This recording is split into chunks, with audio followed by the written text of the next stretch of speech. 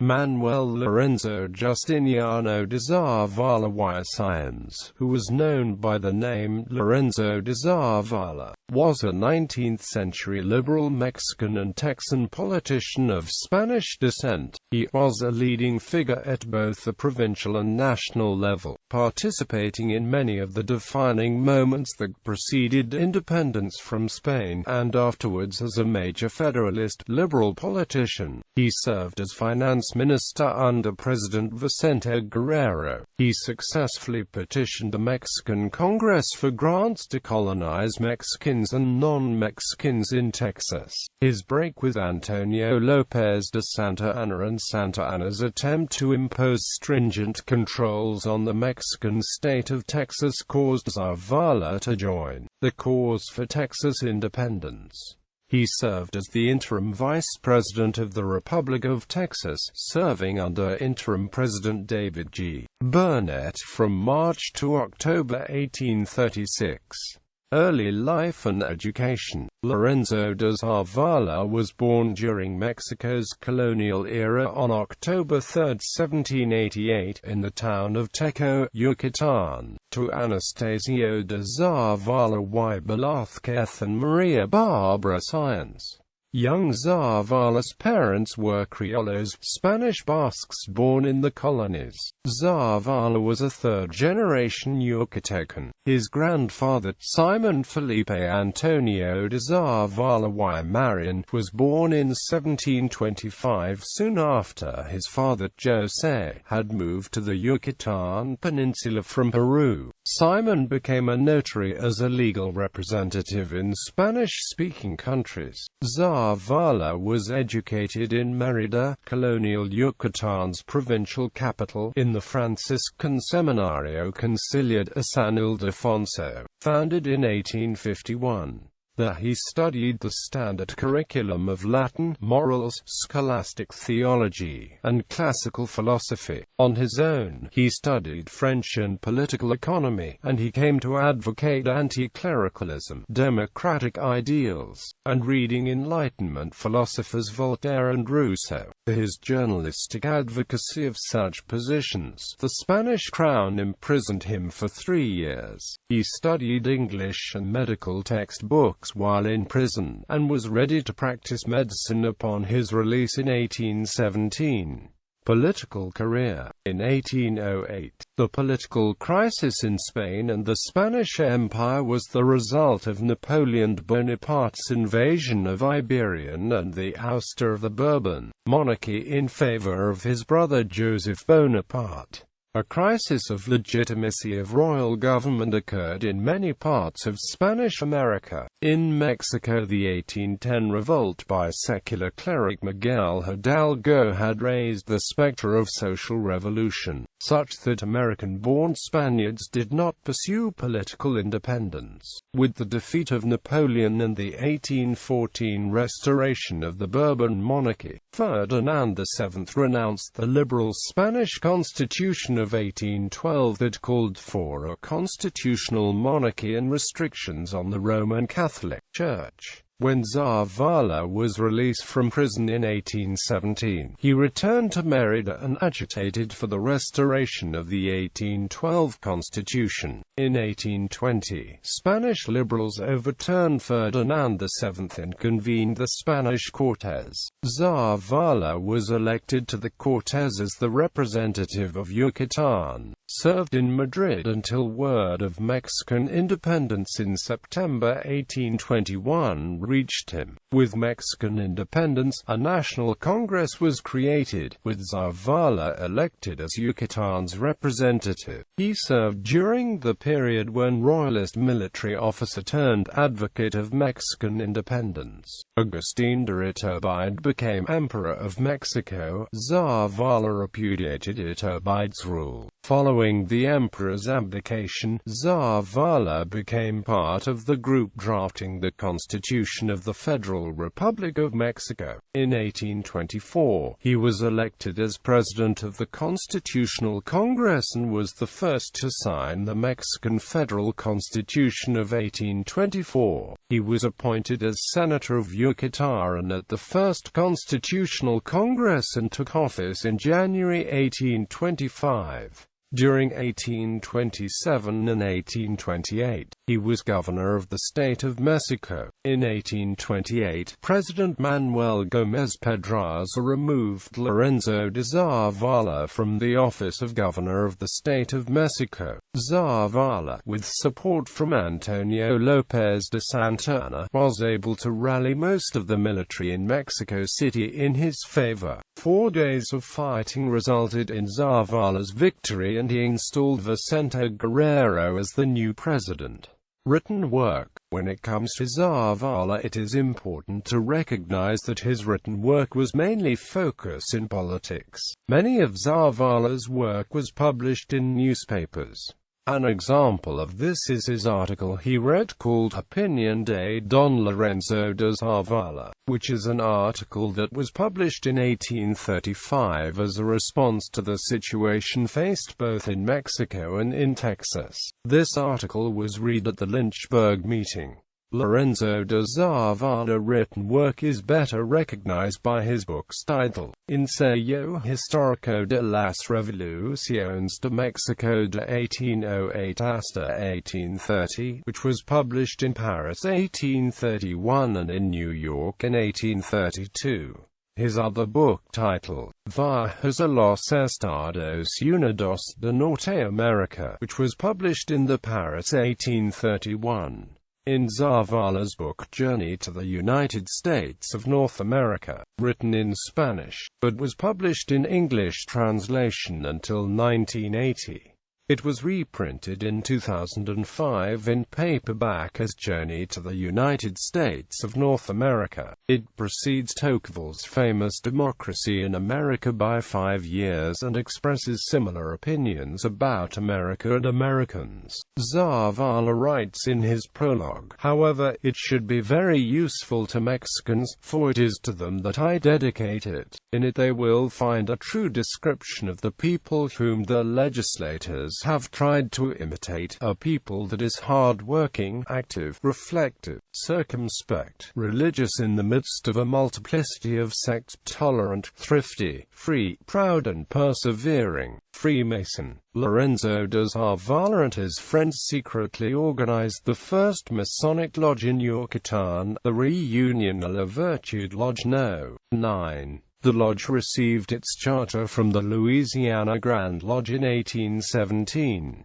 It was Zavala's relationship with his fellow Masonic brothers and connections to other lodges that allowed him to gather political connections and followers prior to Mexico's independence. Zavala was one of the key people that helped establish the York Rite Masonry in Mexico in 1826 as an alternative to the older, well-established Scottish Rite of Freemasonry that had been introduced by the aristocratic elements previously loyal to the royal house of Bourbon. That same year, in 1826, the Grand Lodge of New York issued charters to 5 Masonic lodges in Mexico City. These 5 lodges became the nucleus of the movement that favored decentralization of governmental power. Zavala became the charter worshipful master of Independencia Lodge No. 454. He kept his position until his exile in 1830. He is listed as a Masonic hero by the Head Lodge of Texas.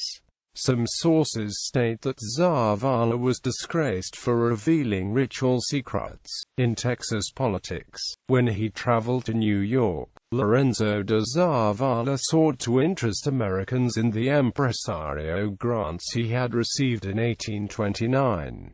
These grants authorized him to settle 500 families on a tract of land in what is now southeastern Texas. In October 1830, he transferred his interest in the grants to the Galveston Bay and Texas Land Company. After spending several months during 1831 in France and England, Zavala decided to live in New York City until his return to Mexico in 1832.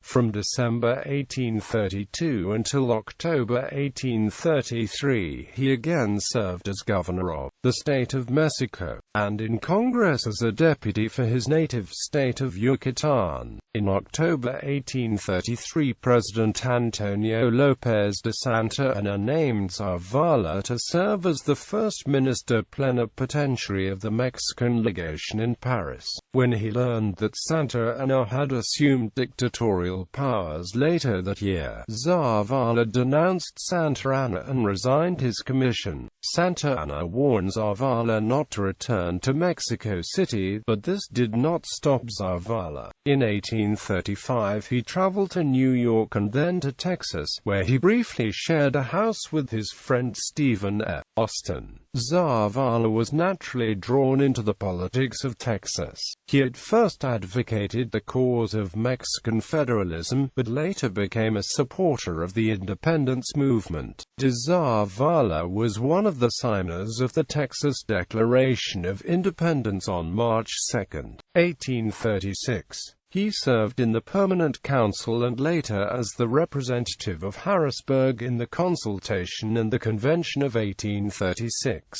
Zavala's legislative, executive and diplomatic experience uniquely qualified him to help draft the Constitution of the Republic of Texas. The respect of his fellow delegates was evident when they elected him ad interim vice president of the new Republic of Texas. Later life. In 1807, Zavala married Teresa Correa Corris. They had 3 children, a son named Lorenzo Jr., a daughter named Manuel, and a daughter that died at the age of 1. Teresa died in the spring of 1831. He remarried while in exile in New York.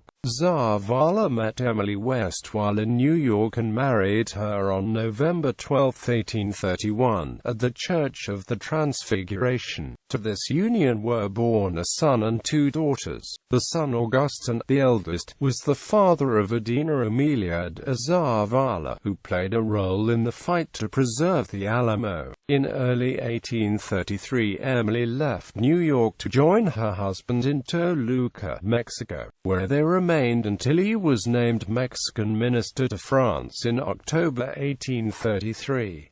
The Zavala family arrived at Morgan's Point, Texas, in December 1835. Zavala had bought a home on a labor of land north of Buffalo Bayou, called Zavala Point, the previous summer. Emily's citified ways reportedly were not popular in the neighborhood. When Santa Anna's troops approached in April 1836, the Zavalas fled down the San Jacinto River to the home of William Scott, where a number of families awaited a steamer to take them to safety on Galveston Island.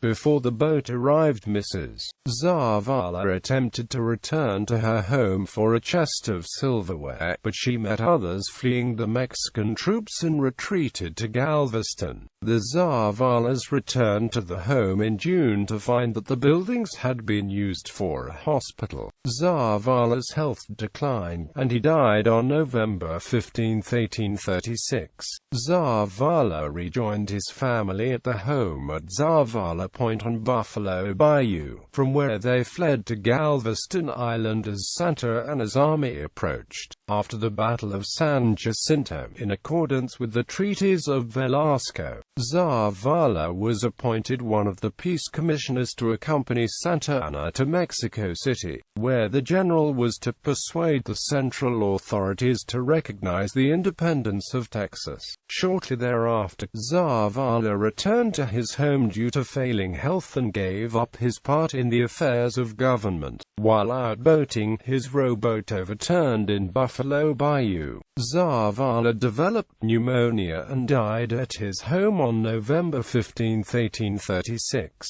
He preceded Austin in death by only 4 weeks. He is buried in his hometown of Channelview, Texas. The state of Texas erected a monument over his grave. Memorial Namesakes, Lorenzo de Zavala Elementary School, Dallas, Texas. Lorenzo de Zavala Elementary School, Fort Worth, Texas. Lorenzo de Zavala Elementary School, Grand Prairie, Texas. Lorenzo de Zavala Elementary School, San Antonio, Texas. Lorenzo de Zavala Archives and Library Building, Texas State Library and Archives Commission, Austin. Lorenzo de Zavala Middle School, Irving, Texas.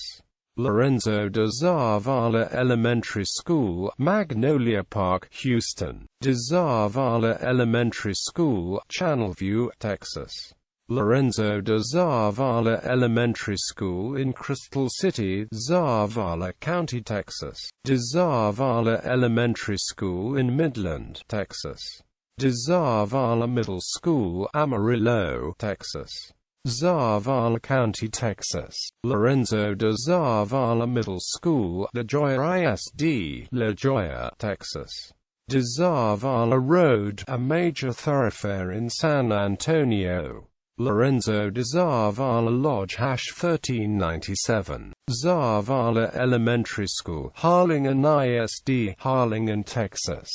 Plate of Lorenzo de Zavala in de Zavala Plaza, Harris County, Texas. Historical marker, City of Zavala, TX.